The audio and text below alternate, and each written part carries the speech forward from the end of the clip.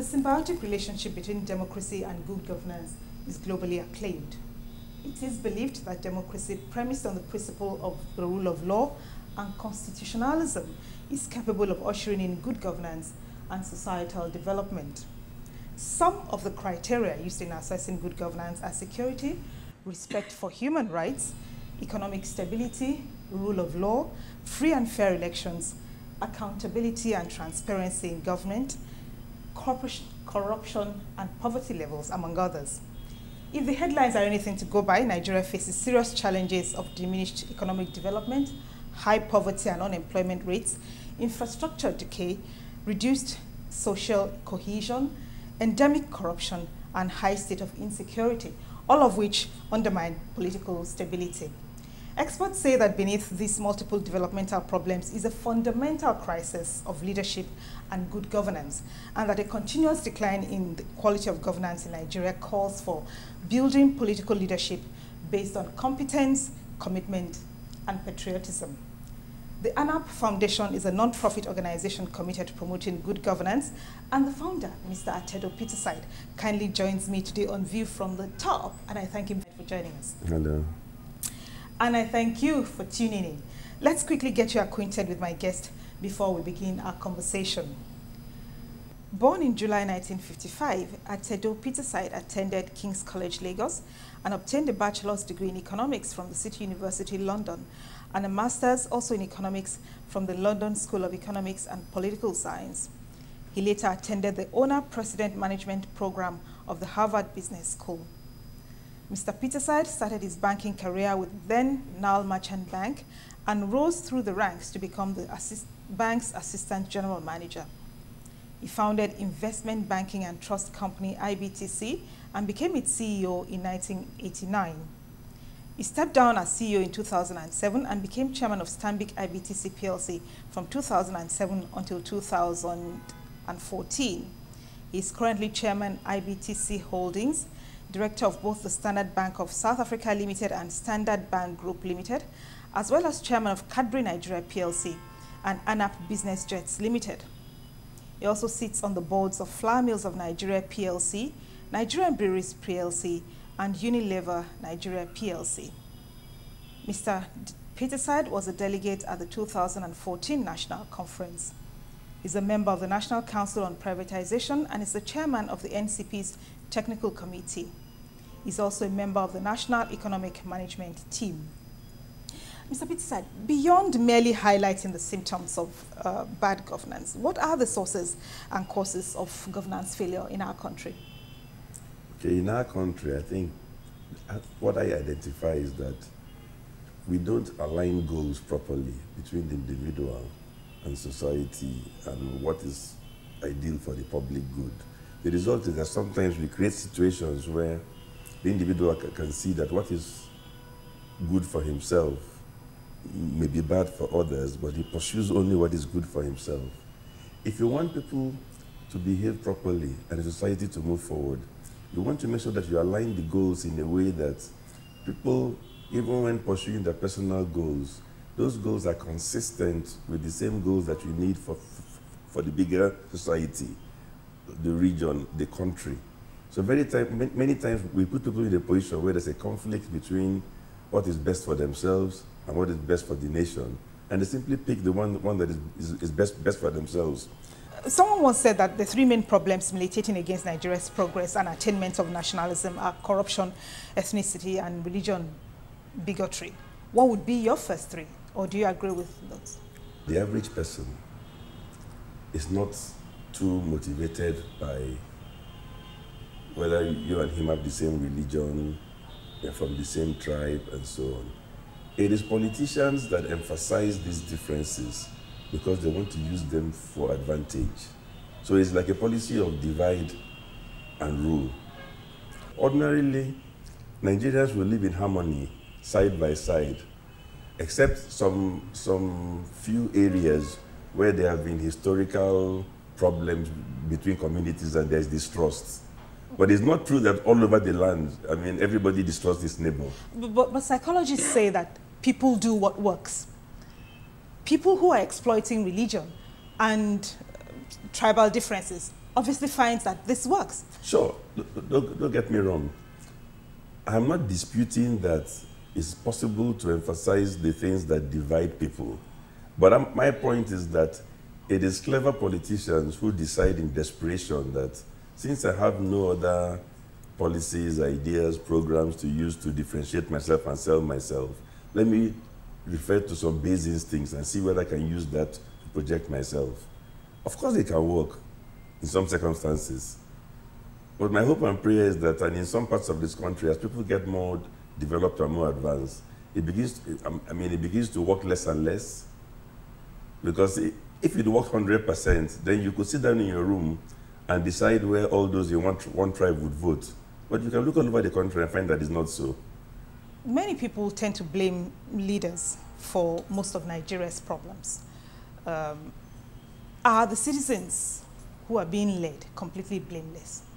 I think both sides, you can blame both sides, but the leaders must take the lion's share of the blame, naturally. Because leaders are supposed to behave in a way that everybody will want to follow them. They should be good role models. But where leaders are not good role models, and even from their utterances, their behavior, their actions, what you see them doing, you begin to lose respect for them. Then there's a potential that you have a complete breakdown in society, because if something goes wrong somewhere, you must blame the leaders, you must blame the elite. And likewise, if something goes right, and a particular society is prospering, doing very well, you must equally give credit to the leaders and the elite. They're doing something right. But people have to take responsibility for outcomes, for what goes wrong and what goes right. People hope that the National Conference will be a turning point in the history of Nigeria. Did it turn out to be all you hoped it would be when you were nominated as a delegate? I didn't expect that the National Conference would be the panacea for all the ills. I thought it would help to point the way in terms of future in political direction. I thought it would help also in a very important area, which was that I think just before the National Conference, there was lots of tension in the land. If you follow the media, you listen to stories, it was as if the country was about to blow up. And I think even bringing people together and making them talk, we start discussing what are the problem areas. It made everybody pause and think that it's possible for us to resolve our differences by talking. They let off steam. Yes, let off hot air, whatever, let off steam. But I put it even slightly differently. And I've said it repeatedly. If there's a society, a region, or a problem, or a country with serious problem between its peoples, there are only three things you can do. One, you can do nothing. Two, you can get them together, make them talk, and try and reconcile the differences. Or three, you can make them fight. There's no fourth. Now, given those choices between fighting, talking, and doing nothing, any day I'll pick talking. And that's why I also felt and argued very strongly that we needed a national conference at that time. So what would be the legacy of the national conference if the report is faithfully implemented? When you say faithfully implemented, let's be careful. There are hundreds of recommendations. Some are very, very important, some not so important.